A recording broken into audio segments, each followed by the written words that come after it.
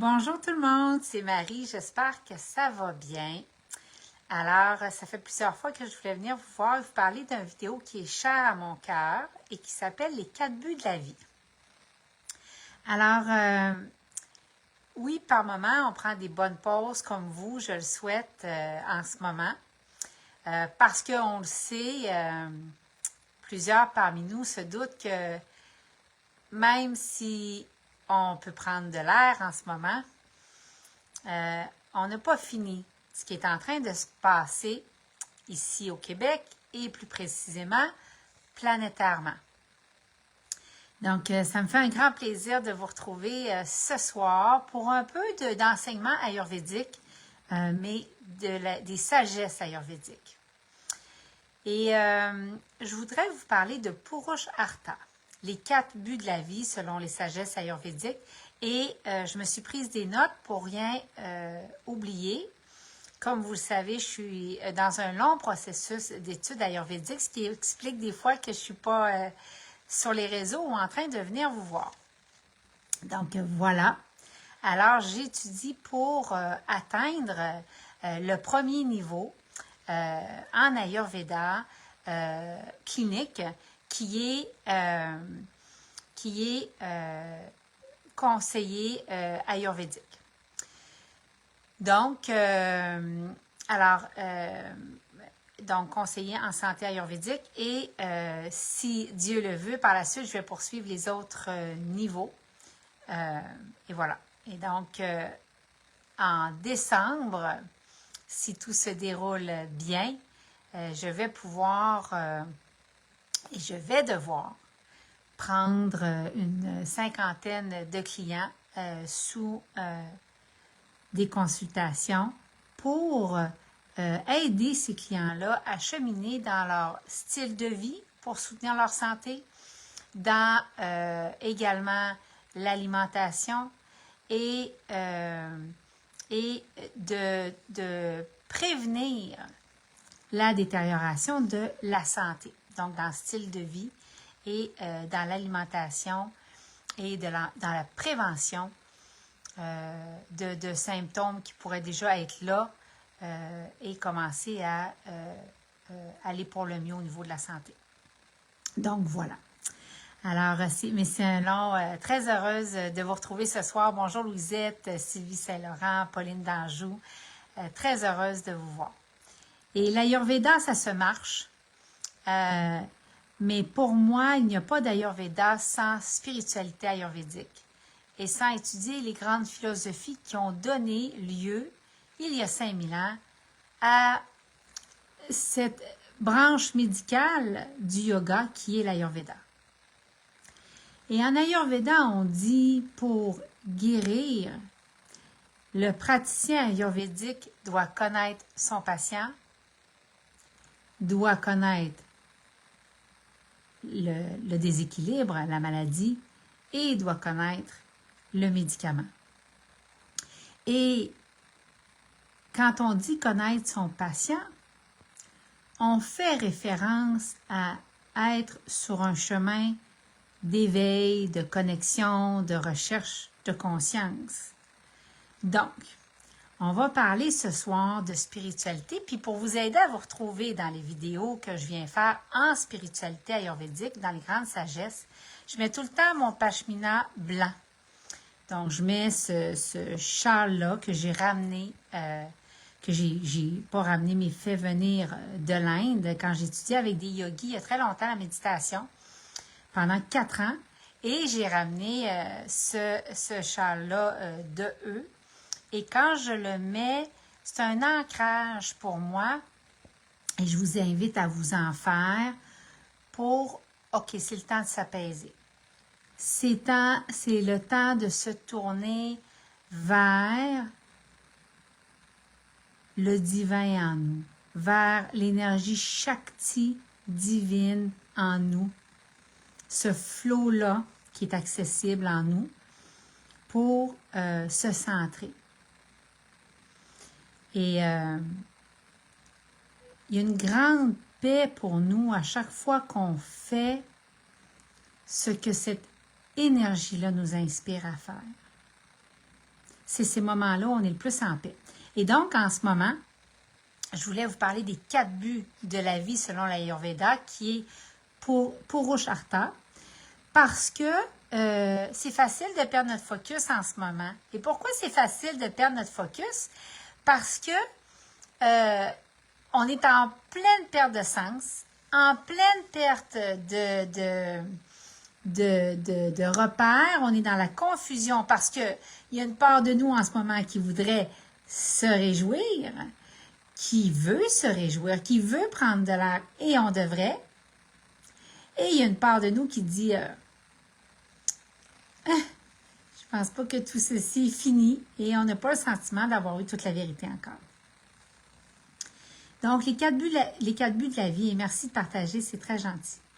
Donc, on va prendre une respiration et j'aimerais commencer ce moment-là en faisant juste 3 fois le Om que vous connaissez. Hein, pour la plupart, je ne vous apprends rien. Qui est ce son-là qu'on reconnaît qui se joue dans toute la création. Alors, on va le faire ensemble. On va inspirer.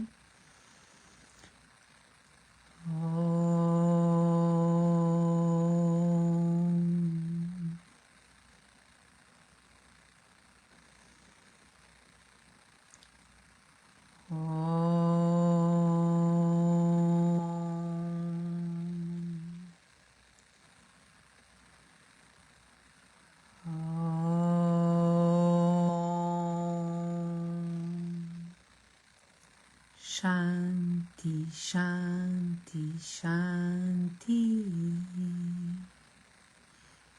Paix, paix, paix.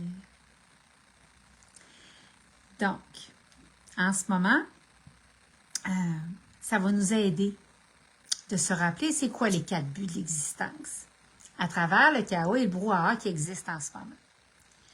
Donc, en yoga et en Ayurveda, dans les grandes sagesses védiques, on reconnaît 4 buts. On reconnaît Kama, qui est le plaisir, mais c'est le plaisir associé au sens. Et que voulez-vous, on apprend la vie par nos 5 sens. Et c'est aussi ce qui contient de la vie. Hein? Le plaisir, c'est important d'en avoir pour que la vie aille. Puis, j'ai pas besoin de vous l'expliquer beaucoup en ce moment, mais les plaisirs, c'est important d'en avoir pour ressentir la vie, se sentir vivant. Et c'est essentiel d'avoir du plaisir. Donc, c'est pour ça que l'Ayurveda le reconnaît comme un des buts que nous devons poursuivre dans l'existence et nous poursuivons tous les 4 buts que je vais vous parler en ce moment.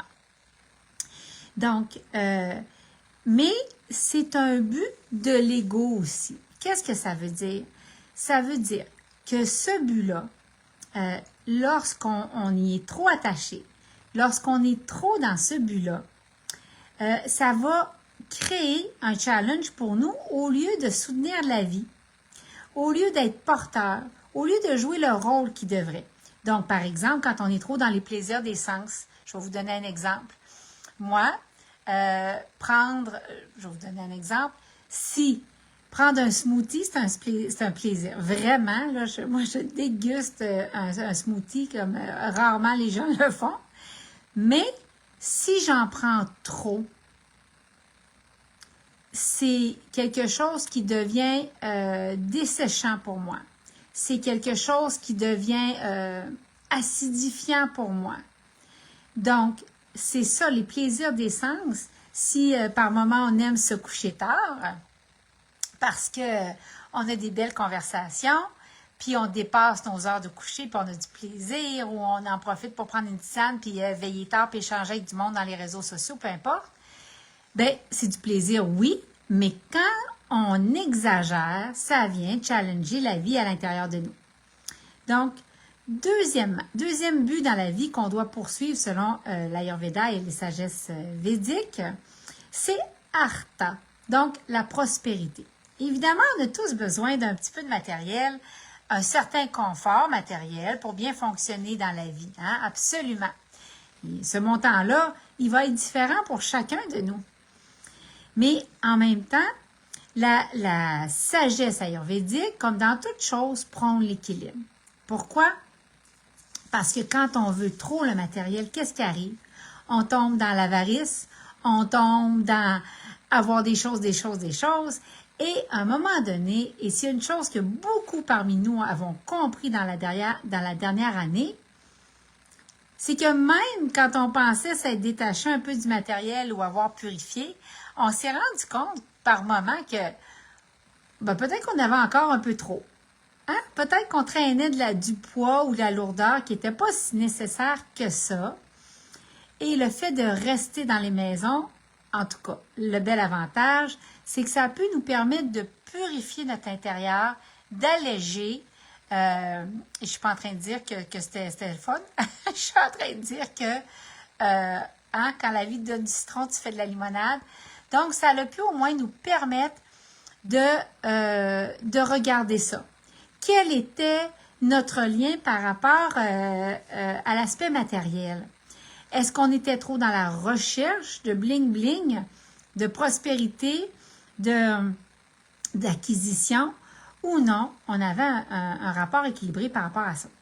Donc, le troisième but de la vie que l'Ayurveda reconnaît, c'est le dharma.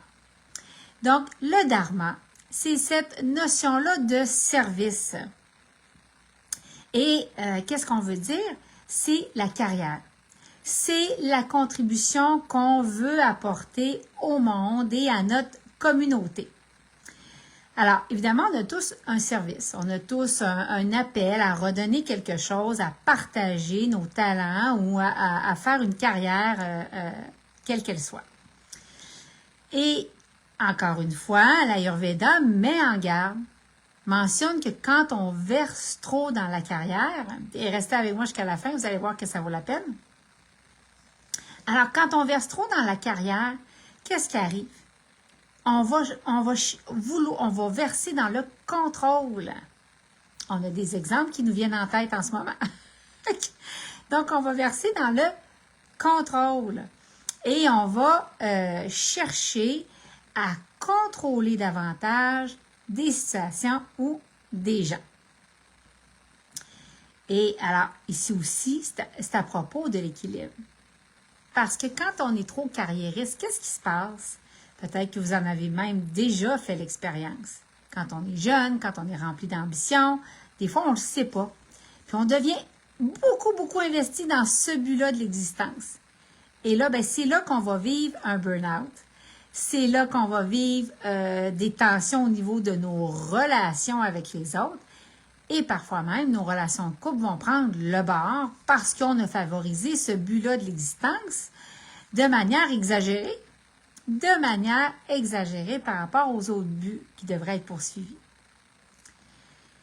Maintenant, le quatrième but reconnu par l'Ayurveda, c'est moksha, que vous avez peut-être déjà entendu si vous êtes sur la route de la spiritualité. Moksha, qu'est-ce que ça veut dire? Ça veut dire libération. Et donc, c'est cette idée-là d'arriver à l'actualisation personnelle, la libération spirituelle. Et selon l'Ayurveda et les traditions védiques, les sciences védiques, on est dans ce cycle-là de renaissance et de mort, de renaissance, on se réincarne, on décède, on réincarne, on revient. Alors, et la seule façon de sortir de ce cercle-là, c'est d'arriver à l'illumination de la conscience, à l'actualisation personnelle. Donc, et comment on sait qu'on est arrivé là? Bien, on fait un avec tout ce qui est.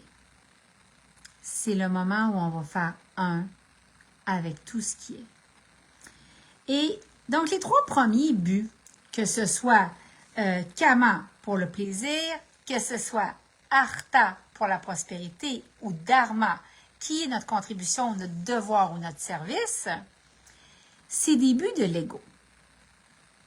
Donc, l'ego devient très impliqué dans ces buts-là, règle générale, et va vouloir nous pousser à être très attachés à la prospérité, au plaisir des sens et également au travail, à la carrière. Maintenant, qu'est-ce qui arrive quand je suis trop attachée à la carrière en passant? Je vais devenir dans une recherche de statut. Je vais chercher à devenir quelqu'un. Et parce que je vais me dire, si je deviens quelqu'un, je vais pouvoir contrôler plus de gens, un plus grand territoire, plus de choses dans ma vie et plus de monde.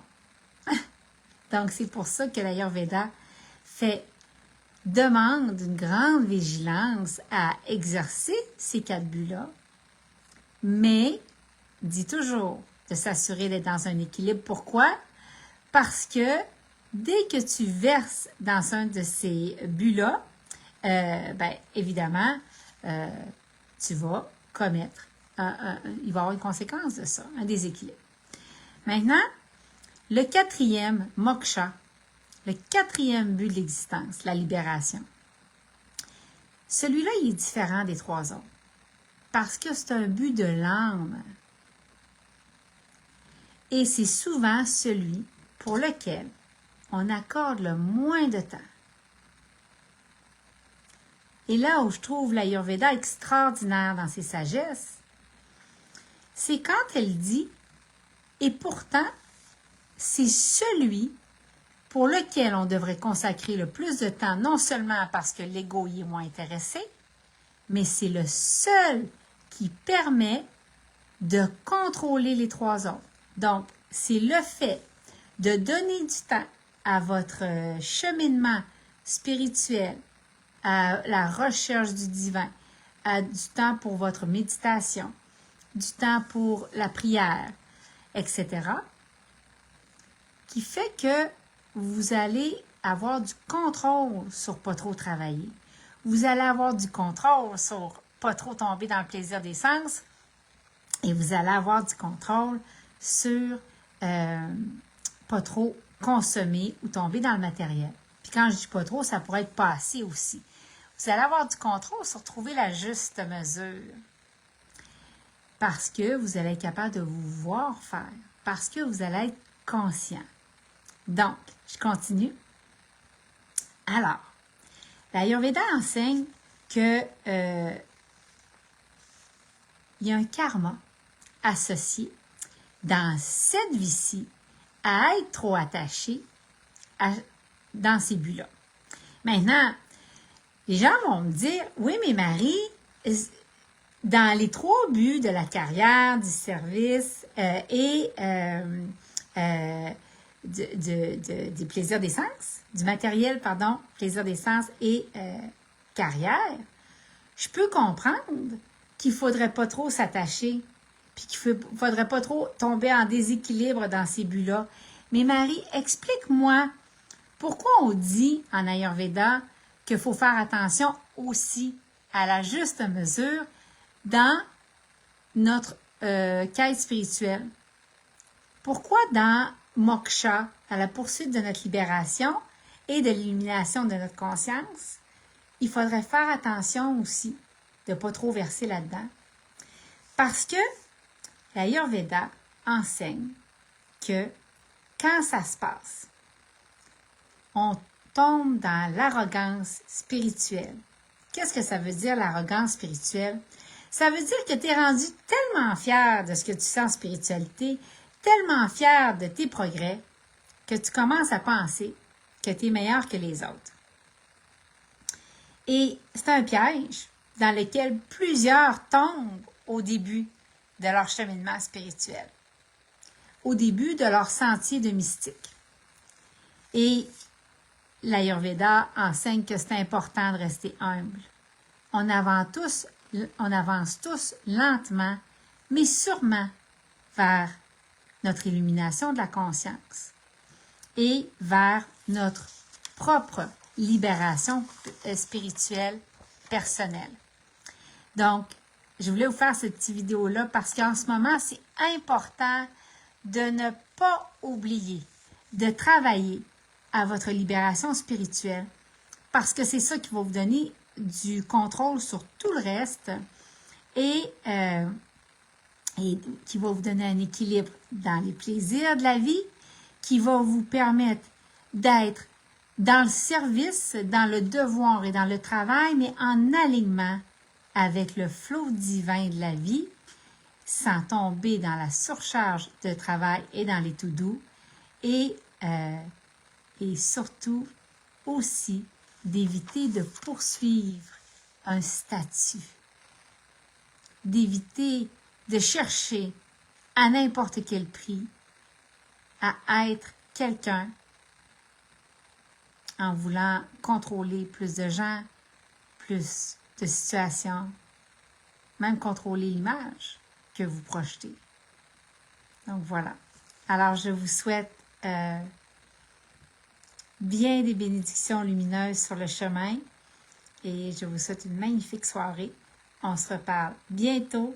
Merci de partager et merci de suivre Ariel Ayurveda. Bonne soirée.